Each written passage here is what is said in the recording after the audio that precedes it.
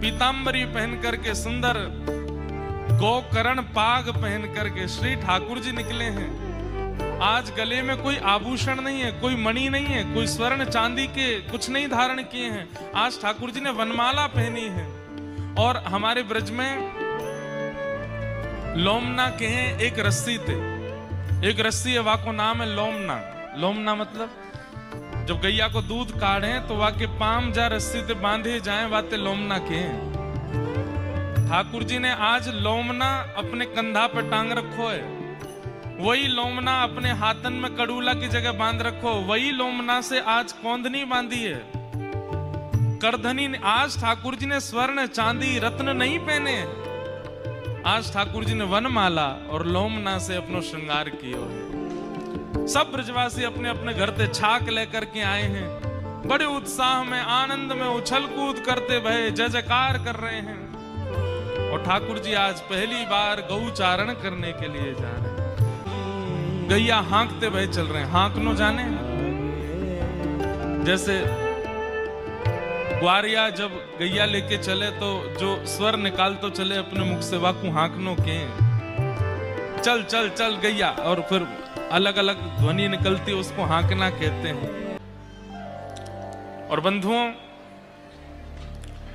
सबके हृदय में एक बात व्यवस्थित है और सबको यही लगता है, ऐसा पता है कि आज ठाकुर जी प्रथम गौचारण करने के लिए गए, उस भाव से गोपाष्टमी मनाई जाती है। पर एक भावना ऐसी भी है कि आज गौ माता का प्राकट्य दिवस भी है। गौ माता के दो प्राकट्य दिवसों की प्रधानता बताई जाती है। एक प्राकट्य तो दीपावली के दिन, क्योंकि समुद्र मंथन में से श्री गौ माता प्रकट हुई। समुद्र मंथन में 14 रत्न प्रकट हुए, उन 14 रत्नों का विभाजन किया गया, उनमें से 2 रत्न हम मानवों को दिए गए, पहला शंख और दूसरा गौ माता। ये 2 रत्न हम लोगों को प्राप्त हैं। और ऐसी आज्ञा शास्त्रों में की है कि अगर पृथ्वी पर रहने वाला मानव प्रत्येक दिन इन दोनों रत्नों का स्पर्श नहीं करता, इनकी सन्निधि नहीं लेता, उसकी आयु घटती है और जीवन में प्राप्त होने वाली कई उपलब्धियों से वो वंचित हो जाता है। इसलिए नित्य इन दोनों का स्पर्श हमारे शरीर से, हृदय से होना अति आवश्यक है। पहला गौ का, दूसरा शंख का। हम लोग वैसे तो घी खाते हैं, दही पीते हैं, दूध पीते हैं, छाछ पीते हैं, तो उस भाव से भी गौ स्पर्श तो हो ही जाता है, परंतु फिर भी गौ माता के पूर्ण विग्रह का स्पर्श एक बार तो होना ही चाहिए। ऐसी योजना व्यक्ति को करनी चाहिए और प्रत्येक दिन शंखनाद होना चाहिए। आज गौ माता का प्राकट्य दिवस दूसरे भाव से है कि आज के दिन ठाकुर जी ने अपने अंग से श्री गौ माता को प्रकट किया। अच्छा देखो, ये 14 रत्न जो प्रकट हुए समुद्र मंथन से, ऐसा नहीं है कि समुद्र मंथन से पहले इनका अस्तित्व नहीं था। लक्ष्मी जी पहले नहीं थी, समुद्र मंथन से पहले भी लक्ष्मी जी थी। अमृत पहले नहीं था, समुद्र मंथन से पहले भी अमृत है। विष पहले नहीं था, समुद्र मंथन से पहले भी विष है। ऐसे ही गौ माता समुद्र मंथन से पूर्व भी हैं। समुद्र मंथन से तो गौ माता प्रकट होके हम मानवों को प्राप्त हुई, बाकी गौ माता तो पूर्व से विद्यमान है। तो आदि प्राकट्य जो गौ माता का हुआ समुद्र मंथन से भी पहले, वो आज के दिन हुआ, गोपाष्टमी के दिन।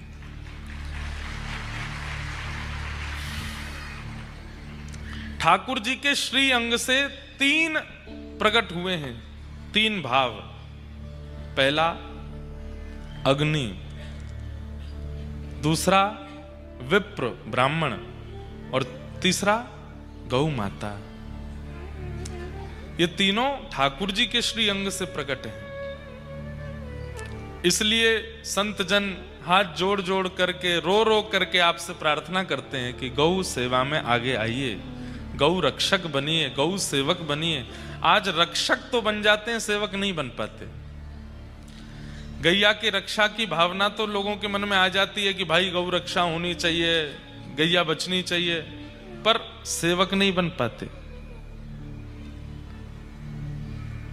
घर में अन्य अन्य प्रजाति के जानवरों को रखने की सामर्थ्य हमारे पास हो जाती है, पर जो आंगन में डोलनी चाहिए, जो मंदिर में बैठनी चाहिए, जिसका स्थान हमारे कमरे तक भी होना चाहिए, उसको हमने एक दूर बाड़े में रख दिया, गौ माता। पूरे ब्रह्मांड में एकमात्र गौ ऐसी है जिसका मल पवित्र होता है, बाकी संसार में किसी का भी मल पवित्र नहीं होता।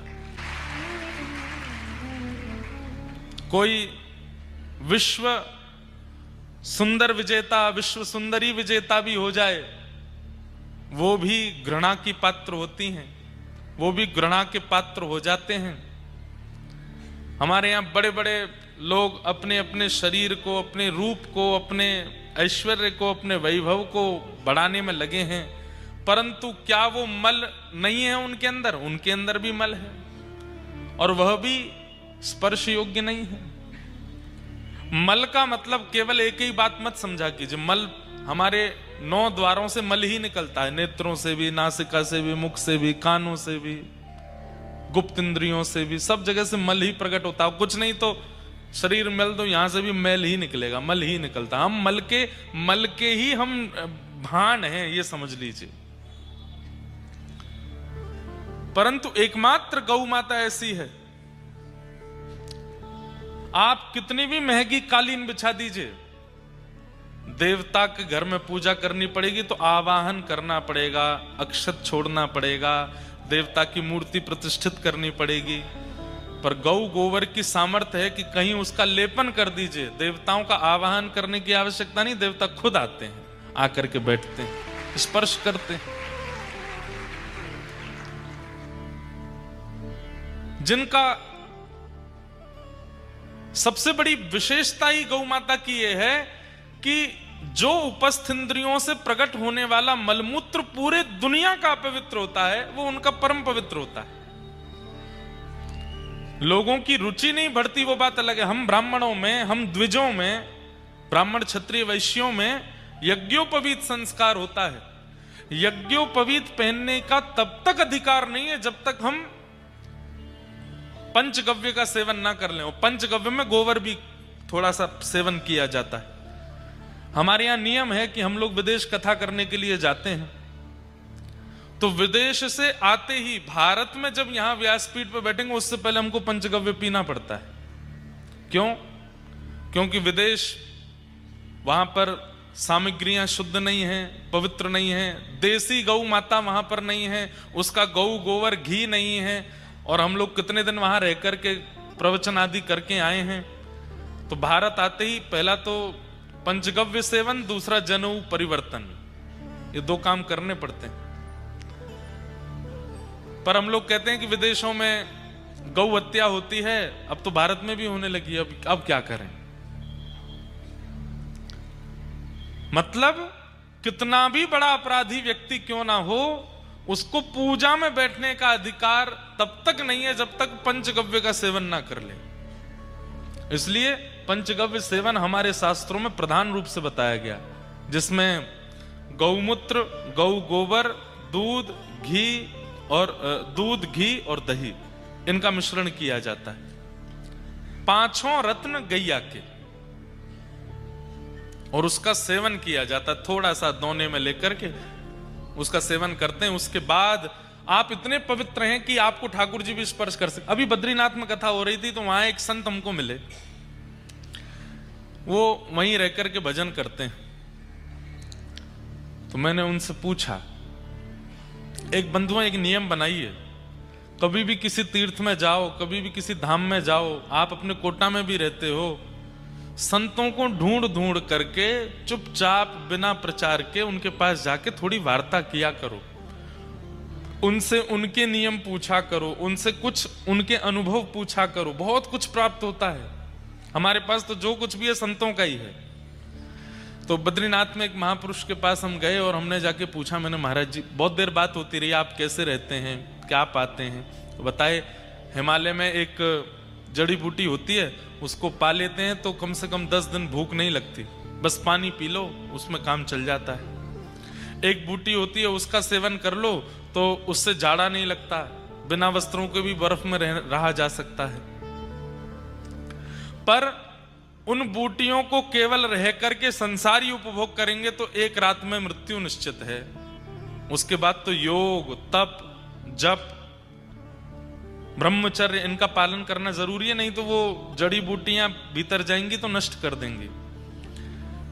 तो ऐसे वो भूख पर विजय प्राप्त करते हैं, ऐसे वो निद्रा पर विजय प्राप्त करते हैं, सर्दी पर विजय प्राप्त करते हैं। तो सब बातें होती नहीं। अंत में मैंने धीरे से पूछा, मैंने महाराज जी बद्रीनाथ को हमारे शास्त्रों में एक नाम से और कहा जाता है, अनुभव भूमि। क्या नाम? अनुभव भूमि। अगर ठाकुर जी का, देवताओं का, गंधर्वों का अनुभव किसी व्यक्ति को बिना जप, नियम, तप, अनुष्ठान के अगर कहीं होगा तो बद्रीनाथ में हो जाएगा। आपने तप भी ना किया हो, आपने जप भी ना किया हो, आप केवल बद्रीनाथ में 15-20 दिन रहने लगो, डोलते डोलते डोलते आपको कभी ना कभी कोई ना कोई अनुभव तो होगा। वहां अनुभव होते हैं। तो हमने महाराज जी से पूछा, मैंने महाराज जी आपको कभी कोई अनुभव हुआ? तो महाराज जी कहते हैं एक बार हुआ। हमने कहा उसके बाद क्यों नहीं हुआ? तो उन्होंने एक बात कही और वो मेरे मन में ऐसी मतलब खलबली सी हुई उस बात को सुनकर के। वे कहते हैं, ध्यान से सुनिएगा, कि देव पुरुषों को, ऋषि पुरुषों को और भगवत प्राप्त जो हो जाते हैं उनको हम मानवों से घृणा होती है। हम मानवों का आचरण, हम मानवों का भोजन, हम मानवों की रहनी सहनी, वार्ता, हृदय की स्थिति, वो सब दूर से देखते हैं। और दूर से देख करके, अब शब्द तो उन्होंने ऐसा कहा जैसे कई जीव ऐसे हैं, जानवर ऐसे हैं जिनको देख करके हमें घृणा होती है, ऐसे ही हमको देख करके उनको घृणा होती है। और दूसरा, हम लोगों से उनको दुर्गंध आती है, इसलिए देवता हमसे दूर ही रहते हैं। दुर्गंध आती है हम में से। हम चाहे कितना भी इत्र लगाएं, परफ्यूम लगाने वालों से तो हजारों किलोमीटर दूर रहते हैं ठाकुर जी। इत्र लगा लो, ठाकुर जी को निवेदित करके चंदन लगा लो, पर अल्कोहल युक्त जो परफ्यूम होते हैं, बहुत लोग लगाते होंगे, वो लोग आज मेरे को हो सकता है कोस भी नहीं हो, परंतु ये बात सत्य है। अगर आप ठाकुर जी का बनना चाहते हैं जीवन में तो ये बातें लागू हैं। वैसे संसार के खूब बढ़िया बढ़िया बने रहो, कोई दिक्कत नहीं है। जो ठाकुर जी की सेवा करता है उसको सुगंधी लगाने की आवश्यकता नहीं। क्यों? ठाकुर जी को जब लगती है तो उसको भी लग जाती है। ठाकुर जी को जब इत्र लगाया गया तो वही इत्र प्रसादी उसको भी लग जाती है, तो उसको अलग से लगाने की आवश्यकता नहीं। पर वास्तव में अगर मानव किसी सुगंधी का प्रयोग ना करे तो उसकी खुद की पत्नी, खुद के बच्चे भी उसके पास नहीं आवेंगे। इतनी दुर्गंध है हम लोगों के शरीर में।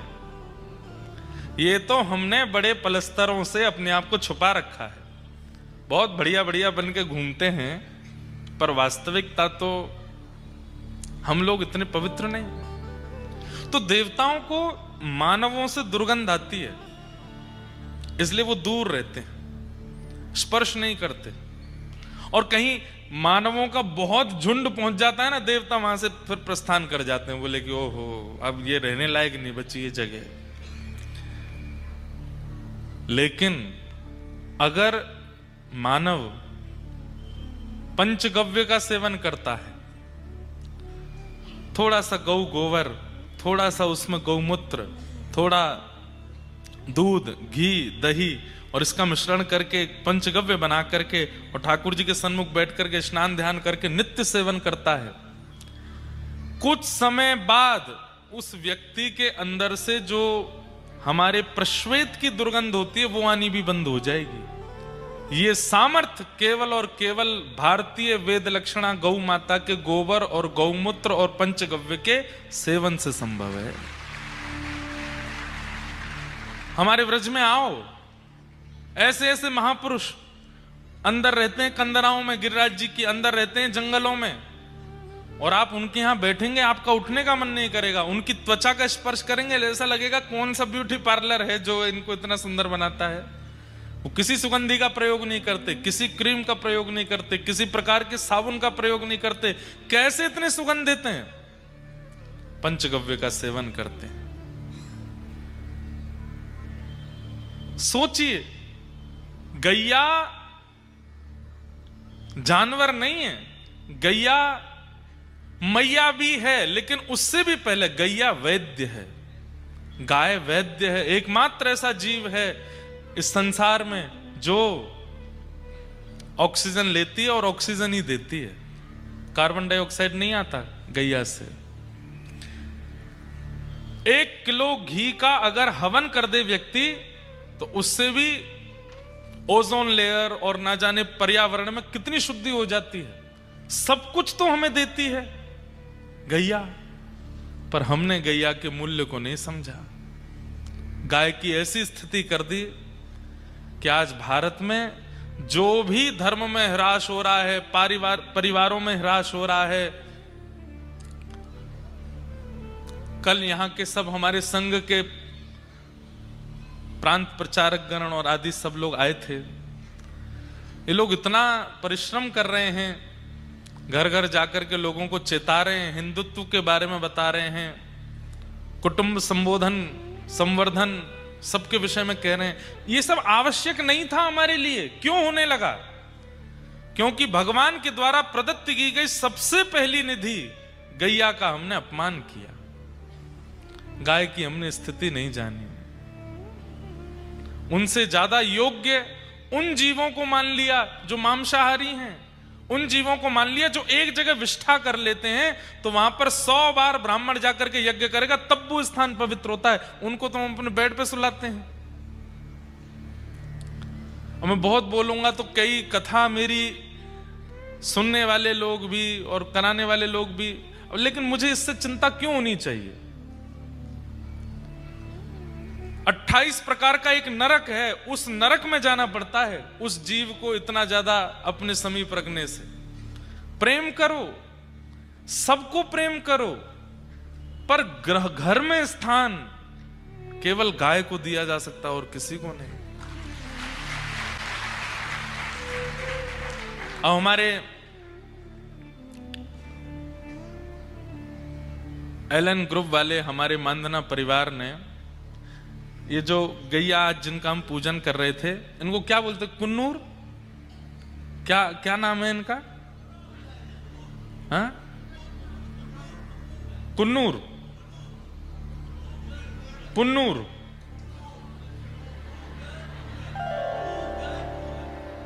गुन्नूर अच्छा, पुगनूर, वाह। हाँ, नाम गंगा यमुना है, पर ये तिरुपति जी की गैया हैं। दक्षिण में पुंगनूर गैया, और ऐसी छोटी छोटी गैया। ये जो छोटी, ये बछिया नहीं थी जो ऊपर आई थी, ये गैया हैं, और ये बड़ी बड़ी गैया हैं। इन्हीं का दूध सेवन करते हैं हमारे वेंकटेश भगवान। दक्षिण भारत में ठाकुर जी की सेवा होती। देखो कैसे देख रही कैमरा में, फोटो खींच ले मेरो बोल, अब नहीं देख रही। बगल में नंदी महाराज है, बोले मैं हूं, खिंचा लूं एक तो कैसी छोटी छोटी गैया हैं, और इनके बछड़ा बछिया होते होंगे वो और छोटे छोटे। कितना हृदय भरा आता है गैया को देख करके। बंधुओं, ठाकुर जी व्रज में करते क्या है?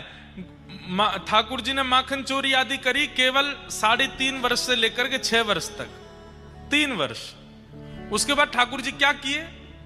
वहां के बाद ठाकुर जी केवल गैया चराते हैं, पूरे दिन गैयान में ही रहे, और कोई ठाकुर जी को प्रिय भाव नहीं लगता। गैया में रहना ही ठाकुर जी को सुख लगे। श्रीनाथ जी नाथ द्वार में जो विराजमान है, सब लोग इधर देखो। आज भी श्रीनाथ जी की जो गौशाला है नाथ द्वार में, कभी जाइएगा, दर्शन करके आइएगा गौशाला का। और वहां गौशाला में आप गैया देखो, कैसी बड़ी बड़ी गैया हैं। ऐसी अद्भुत गैया हमारे ख्याल से भारत में और कहीं आपको देखने को नहीं मिलेंगे। और आपको जानकर के आश्चर्य होगा, जब श्रीनाथ जी हमारे गिरिराज जी में प्रकट हुए तो कथा लगभग सबने सुनी होगी। सद्दू पाने नाम के एक ब्रजवासी रहते थे गिरिराज जी में। उनकी बहुत सारी गैया थी। उनमें से एक गैया ऐसी थी, उसके दुग्ध में सुगंधी आती थी और वो गाय सद्दू पाने को अति प्रिय। और यही होता था, उसके जन्म लेने वाली बछिया के दूध में भी सुगंधी आती थी। तो कई लोग तो अपने घर में पूजन आदि करते तो सद्दू पाने से जाकर के दूध लेकर के आते वही गैया को, क्योंकि सुगंधित दूध है, वहां से ठाकुर जी को अभिषेक करेंगे। एक समय आया, वो गैया चरवे के काजे वन में जावे, गिरिराज जी पे जावे और लौट के आवे तो वहां के दूध नहीं। सद्दू पानी ने 4-5 दिन तो प्रतीक्षा करी। वहां के बाद ये दूध देनो क्यों बंद कर दियो, लगे कोई बड़ी प्रसिद्ध गैया है, कोई निकाल ले तो हो चोर। तो ऊपर जाके देखा तो वो गैया एक विशेष स्थान पर जाती हैं और अपने चारों थनों से दूध प्रवाह कर देती हैं। जब वहां जाकर के देखा उस गड्ढे में, तो श्रीनाथ जी की भुजा निकली हुई है।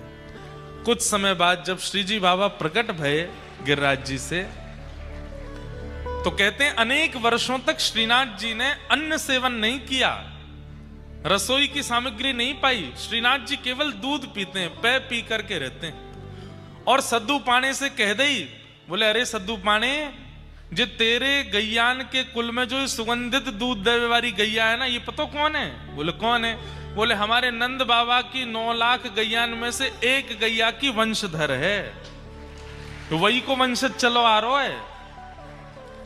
या हमारे में तेरी गैया को दूध ना पीऊं, ये तो मेरी गैया है। सोचिए सद्दू पाने के ऊपर श्रीनाथ जी की कृपा क्यों हो गई? क्योंकि गौवंश में एक गैया नंद बाबा के कुल की हती। जो लोग अपने घर गौ सेवा करें, क्या पता कौन किस वंश से है, कौन सी कोई व्रज के वंश की कोई गैया हो, का पता नंद बाबा के वंश की गैया आपके घर आ जाए और वह गैया के दूध के लोभ में ही ठाकुर जी आ जाए। हमारा साधन तो नहीं है कि हम ठाकुर जी को प्रकट कर सकें, पर गैया को दूध तो प्रकट कर ही देखो, श्रीनाथ जी प्रकट है के। और सद्दू पाने के यहां कितने वर्षों तक गिरिराज जी पर विराजमान श्रीनाथ जी ने अन्न सेवन नहीं किया, केवल दूध पीते। फिर जब श्रीमन महाप्रभु वल्लभाचार्य जी महाराज व्रज पधारे, तब श्री जी बाबा ने पहली बार अन्न आरोगा और तब अन्नकूट 56 भोग तब लगाए गए, तब से ठाकुर जी प्रसाद पान लगे। लेकिन ठाकुर जी ने आज बंधुओं मंदिरों में भी अब इतनी सामग्री बनती है, इतनी देसी गैया ही नहीं है कि इतना घी वहां पहुंचाया जा सके, तो फिर अन्य अन्य घी पहुंचाने पड़ते हैं। कभी कभी हमें लगता है कि हम मानवों ने ठाकुर जी के द्वारा प्रकट की गई, प्रदत्त की गई निधियों को ही नष्ट कर दिया, तो ठाकुर जी हमसे उदास बैठे हैं। कम से कम ठाकुर जी बोल रहे हैं कि भाई तुम पूरे संसार के साथ कुछ भी करो, जो हमारी वस्तु है उसको तो सुरक्षित रखो। गिरिराज जी की महिमा हमने नहीं जानी, रज की महिमा हमने नहीं जानी। यमुना जी, वृंदावन में आप आचमन नहीं कर सकते, और अगर आपने 10-12 दिन तक आचमन कर लिया तो आपको घनघोर पी लिया हो जाएगा। ये वृंदावन की यमुना जी की स्थिति है। हमें ऐसा लगता है ठाकुर जी की एक वस्तु की भी संरक्षण की इच्छा और एक वस्तु की भी रक्षण की भावना किसी जीवात्मा के मन में आ गई, ठाकुर जी कहेंगे तू तर्पण मत करे, तू संध्योपासन मत करे, तू जप तप मत करे, सब तेरो कल्याण कर दूंगा मैं, तू बस मेरी निधि की रक्षा कर। गौ सेवा करने वाले गौ रक्षकों को, गौ सेवकों को पिंडदान आदि करने की वो तो विधि है, करना ही चाहिए, विधि से तो करो। पर हमें ऐसा लगता है कि जब वो गौ रक्षा गौ सेवा का संकल्प लेते हैं ना, ठाकुर जी कहें तेरे सबरे पितृ मुक्त है गए, तेरे आगे आने वाली सबरी पीढ़ी मुक्त है गई, और तू तो मुक्त है ही गए हो, क्योंकि तेने मेरी निधि की रक्षा करी है। आज गोपाष्टमी है, आज गैया का प्राकट्य हुआ ठाकुर जी से, और गैया से प्रकट हुआ गोलोक धाम। जो कि ठाकुर जी का नित्य धाम है। जैसे वैकुंठ, साकेत और गोलोक, गोलोक का प्रादुर्भाव कहां से हुआ? गैया से हुआ। ऐसी गौ माता कृपा कर रही हैं। आज गोपाष्टमी है, कल भी गोपाष्टमी है। ठाकुर जी का मधुर श्रृंगार करो, गैयान की जाकर के सेवा करो, खूब आरती करो, वंदन करो। और बंधुओं, गैया में ही गोपाल जी देखो और उसी भावना से गैया की सेवा में लग जाओ। आप अनुभव करेंगे, घर में विराजमान करके ठाकुर जी की सेवा करने का जो फल मिलता है वो केवल गैया की सेवा करने मात्र से प्राप्त हो जाएगा। ऐसी गौ माता है। तो गैया के ठाकुर जी के अंग से गौ, ब्राह्मण और अग्नि तीनों प्रकट हुए और तीनों का गोत्र भी एक ही है। ऐसी गैया को हम प्रणाम करते हैं आज जिनका प्राकट्य हुआ। गोपाष्टमी का दिन था, छोटे से लाला रोन लगे। मैया बोली, लाला तू काई को रो रहा है? मैया तू मुझको छोटी छोटी बछिया बछड़ाने दे दे, मैं उनको चरावे जाऊं। पर अब मेरा मन है रो कि मैं गैया चरावे जाऊं। अब मैं बड़ो है गो, 6 वर्ष के हो गए ठाकुर जी। इतना सुंदर वर्णन है श्रीमद् भागवत जी में ठाकुर जी की गौचारण का। ठाकुर जी रो रहे हैं। यशोदा मैया बोली, लाला तू नेक सो है, गैया चरावे के काजे जाएगो, कहीं गैयान के खुरन के नीचे आए गयो तो? ठाकुर जी बोले, नाए आऊंगो मैया, ये सबरी गैया मुझे बहुत प्रेम करें, मुंह पे नाए चढ़ेंगी, आज तू मुझको गैया चरावे जान दे। नंद बाबा आए, आकर के देखी लाला रो रो है। ठाकुर जी से कही, बोले लाला काय को रो रो है? बाबा मैं गैया चरावे जाऊंगो, अब मैं बछड़ा बछिया ना चराऊंगो, अब मैं बड़ो है गो। बंधुओं, रास, आज रास की कथा है। रास बिहार शरद पूर्णिमा पे हुआ गोपियों के साथ, लेकिन बाकी के पूरे वर्ष ये गौचारण जो ठाकुर जी करते हैं, गैयाओं के संग रास बिहार करते हैं ठाकुर।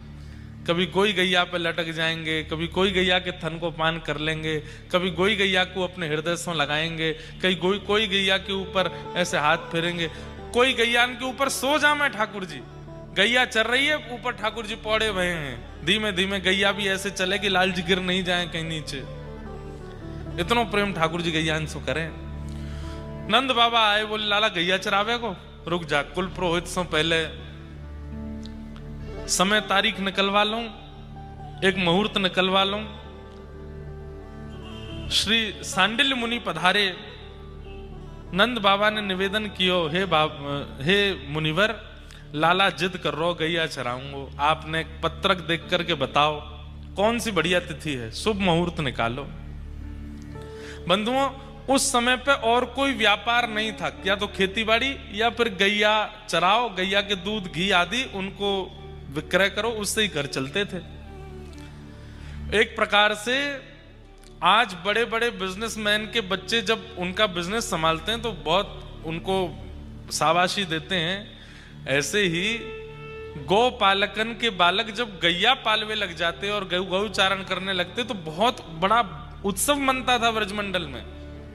भैया इनको लाला सुगड़ है और गैया चरावे को। ब्याह संबंध होते थे तो लड़की वाले पूछते, लड़का खा करे? अजी हमारा छोरा तो सुबह उठ के स्नान ध्यान करके 8:30 बजे गैया ने लेके निकल जाए। 8:30 बजे निकल जाए? हाँ। कितनी गैया हैं? बोले 1000 गैया, कोई के 5000 गैया। नंद बाबा के तो 9 लाख गैया। तो जितनी ज्यादा गैया और जितना बढ़िया गौ सेवक उतना बढ़िया छोरा। जैसे आज यूं कहे ना कि वो चार्टेड अकाउंटेंट है, डॉक्टर है, बहुत बड़ा इंजीनियर है, आदि आदि। तो घर वाले लोग फिर बाकी की चीजों को नजरअंदाज भी कर देते। ठीक है, घर भले ही बड़ा नहीं है लेकिन बेटा डॉक्टर तो है, ब्याह कर दो। ऐसे पुराने समय में सोचते थे, भले ही खप्पर छप्पर के घर हैं लेकिन गैया चरावे लाला, ब्याह कर दो। छोरी भी अपनी सखीन ते मिले, बोले अरे मेरो ब्याह पक्को है गो है। कौन ते भो? गैया चरावे नंदगाम में। अच्छा गैया चरावे, अरे बड़े ऊंचे घर में जा रही है। आज गऊ चराने वाले को बड़ा ऐसा समझ लिया गया है। अरे ये हमारे भारत का सबसे प्रथम व्यापार था गऊ चारण करना, और सबसे श्रेष्ठ व्यापार था। गैया चराते हैं, घी निकालते हैं, दूध निकाल, फिर उनका विक्रय करवाते हैं, ऐसे ही घर चलते हैं। तो एक प्रकार से गैया चराने को मतलब है कि अब सुगढ़ है गयो लाला। दूसरी बात, दाऊ दादा तो बड़े हैं, वो नंद बाबा के संग गैया चरावे जामे। एक दिन दाऊ दादा बोले लाला अब मेरो तो तोते पहले ब्याह है जाए को। ठाकुर जी बोले काय को? अरे तू ना जाने ब्याह करवे वाले सबसे पहले यूं ही पूछे गैया चरावे कि नहीं, मैं तो जाऊं गैया चरावे, तू तो बछड़ा बछिया चरावे। छोरी वारे आमे भी हैं तो यूं सुन के कि बछिया चरावे सो चले जाए। वही रात ठाकुर जी रोए, बोले मैं गैया चराऊंगा अब। क्यों मेरो ब्याह होएगा तब। दूसरे दिन सांडिल्य मुनि पधारे। नंद बाबा बोले आप पत्रक देख के बताओ, शुभ मुहूर्त निकालो लाला गैया चरावे को। सांडिल्य मुनि बोले नंद बाबा तुम्हारो लाला तो बड़ो अद्भुत है। बोले क्यों? बोले मुहूर्त देख के ही रोवे। क्यों? बोले आज ही मुहूर्त है गैया चरावे को, आज गोपाष्टमी है। बोले ऐसा लाला है मुहूर्त देख के ही रोवे। आज गोपाष्टमी को मंगल दिन है, आज के दिन ही गैया मैया को प्रादुर्भाव भयो, तो अब लाला सो पूजन कराओ, और पूजन कराए करके आज लाला को गैया चरावे भेज दो। आहा, ठाकुर जी आनंद में भर गए, बोले अब हम गैया चरावेंगे। और ठाकुर जी सबसे पहले तो यशोदा मैया नंद बाबा के साथ में गौ पूजन करने गए।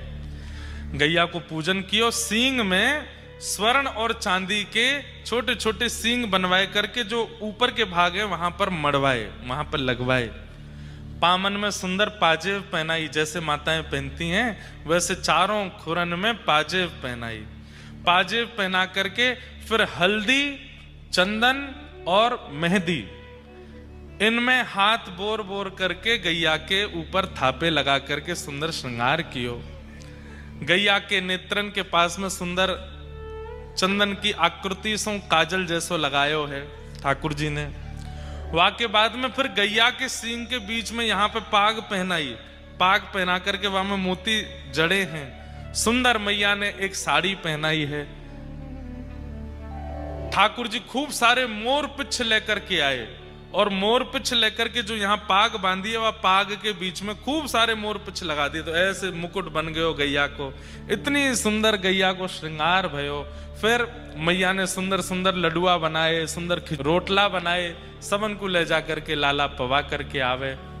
हर गैया के चरणन में प्रणाम करके 2-2, 3-3, 4-4 परिक्रमा लगा करके ठाकुर जी सबको वंदन करें, सबके चरणन में प्रणाम करें।